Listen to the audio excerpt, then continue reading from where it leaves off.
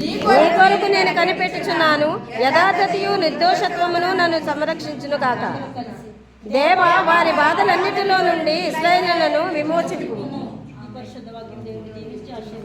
ఆమేన్. కొంచెం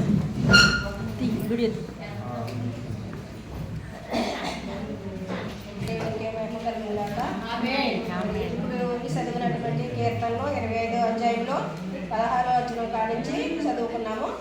మరి ఈ మాటలో దేవునికి మహిమకరంగా మరి మాట్లాడేలాగా దేవుడు సహాయం చేయాలని కోరుకుంటున్నాను. ప్రభు మరి నాకు సహాయం చేయాలి. ఏంటంటే మరి ఇదిగో మొదట 16వ అధ్యాయంలో నేను ఏకాకిని బాధపడువాడును, నా వైపు తిరిగి నన్ను కరుణింపుము. నేను ఏకాకిని బాధపడువాడును, నా వైపు తిరిగి నన్ను కరుణింపుము అంటే మరి దావీదు మహారాజు గారు ప్రార్థన చేసుకున్నారన్నమాట. అప్పుడు ఆ రోజుల్లో దావీదు మహారాజు గారు ప్రార్థన చేసుకున్నారు. నేను ఏకాకిని, నా వైపు తిరిగి నన్ను కరుణింపుము అంటే మనందరం ఏకాకులమే. అయితే మనం దేవుని ఆ రీతిలో ప్రార్థన చేసుకోవాలన్నమాట. ఏకాకులం అంటే ఇక్కడ ఎంతోమంది మనకు ఉండొచ్చు, ఆత్మీయ సహోదరులు, బంధువులు ఎంతోమంది ఉండొచ్చు. కానీ దేవుడి సహాయం లేకుండా, దేవుడి తోడు లేకుండా మనం ఏ విషయంలో కూడా మనము నెగలేము. ఆయన తోడు ఉండాలి, ఆయన నీడ ఉండాలి, ఆయన ఆధారం ఉండాలి. ఆయన అడిగే రీతిలో అడగాలి, పొందే రీతిలో పొందుకోవాలి. మన మాటల్లోనూ, మన ప్రార్థనలోనూ, మన యొక్క నడవల్లోనూ, మన సమస్తంలో కూడా ఆయనకి ఇష్టకరంగా మనం ఉండాలన్నమాట. అందుకని నేను ఏకాకిని మరి బాధపడువాడను, నా వైపు తిరిగి నన్ను కరుణింపు, నా వైపు తిరిగి నన్ను కరుణింపమని దావీదు మహారాజు గారు ప్రార్థన చేశారు అప్పుడు. అలాగే దేవుడు కూడా దావీదు మహారాజు గారికి సహాయం చేస్తారు. మరి ఇప్పుడు కూడా మనందరం కూడా అలా ప్రార్థన చేసుకుందాం. మనకి దేవుడు సహాయం చేయాలి. మరి 17వ అధ్యాయము. నా హృదయ వేదనలు అతి విస్తారములు, ఇక్కట్లో నుండి నన్ను విడిపింపుము.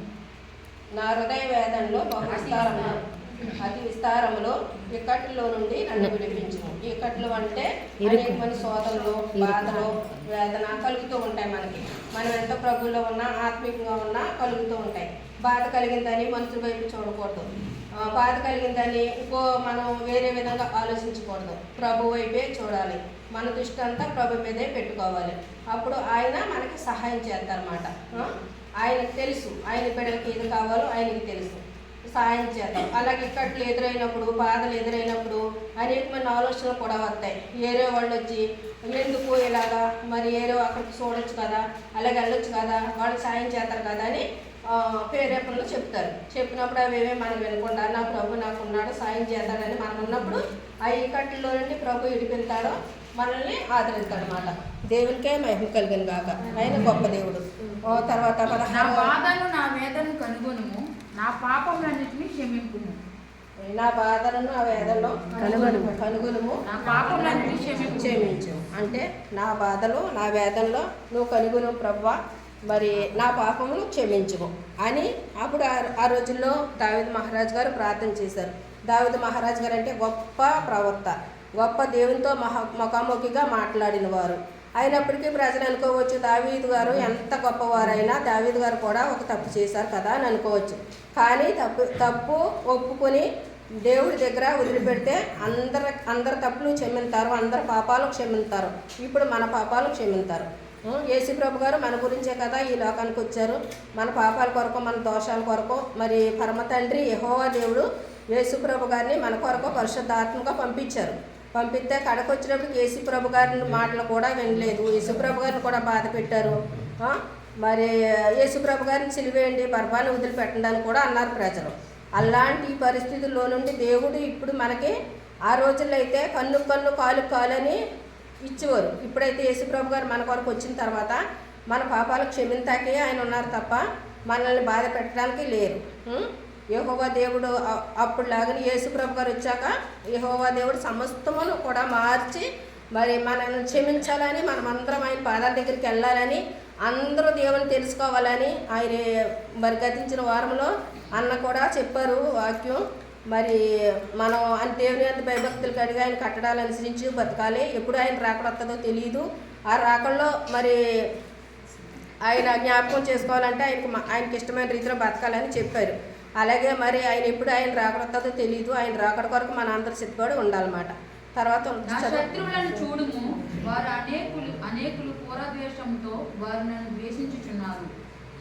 నా శత్రువులను చూడుము, వారు అనేకులు పూర్వద్వేషములతో నన్ను ద్వేషించుచున్నారు. అది ఏంటంటే శత్రువులు ఉంటారు. శత్రువులు ఏంటి? శత్రువు మనుషుల రూపంలో శోధింతారన్నమాట. అపవాది మనుషుల్లో ఉండి దేవుని బిడ్డల్ని శోధింతాకి చూస్తుందన్నమాట. అప్పుడు మనం గైకొని ఉండాలి, వివేచన కలిగి ఉండాలి, జ్ఞానం కలిగి ఉండాలి, భక్తి కలిగి ఉండాలి, శక్తి కలిగి ఉండాలి. అలా ఉన్నప్పుడే ఆ శత్రువు మనల్ని ఇబ్బంది పెట్టాలని చూసినప్పుడు మనకు జయించన్నమాట. ప్రార్థనా శక్తి మనకు ప్రభు ఇవ్వాలి, మనం జయించాలి. అది దేవునికి మహిమకరమైనమాట.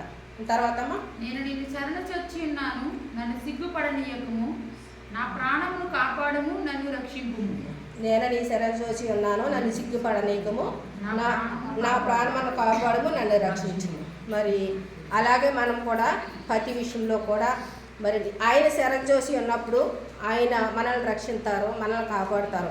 నిన్న దినాన్ని అయితే మరి నేనైతే 40 కేజీలు ఇసుక మూట చేతితో పట్టుకుని మరి నేను నడుపుతూ లోనకు పట్టుకెళ్దామని వెళ్తున్నాను. 2 కాళ్ళకి వైర్ అడ్డబడి పడిపోయాను. పడిపోవడంతో నాలో అయితే ఎంతో బాధ అనిపించింది. మళ్ళీ నేను లెగుతానా, ఈ మోకాలు చెప్పులు జరిగిపోయినాయేమో అనుకున్నాను. కానీ నా మోకాలు చెప్పులు జరగలేదు. నేను పైకి లెగిసాను, మళ్ళీ వెంటనే వేరే పనికి కూడా వెళ్ళాను. అది ఏంటంటే ప్రభు కృప. మరి అనేక మందికి అయితే ఈ రోజుల్లో చేతులు ఇరిగిపోతున్నాయి, కొట్టులేస్తున్నారు, కాళ్ళు ఇరిగిపోతున్నాయి, కొట్టులేస్తున్నారు. నాకైతే ఏమీ కలగలేదు. ఆ ప్రభు నన్ను కాపాడారు. ఆ బరువు ఉన్న వల్ల నేను పడిపోయాను. 2 కాళ్ళకి అడ్డపడిపోయింది, పడ్డాను. ఆ ప్రభు నన్ను కాపాడారు. అలాగే ప్రభులో మనం ఉన్నప్పుడు ఆయన ప్రార్థన చేసుకున్నప్పుడు లోకాన్ని మనం పట్టించుకోకూడదు. లోకం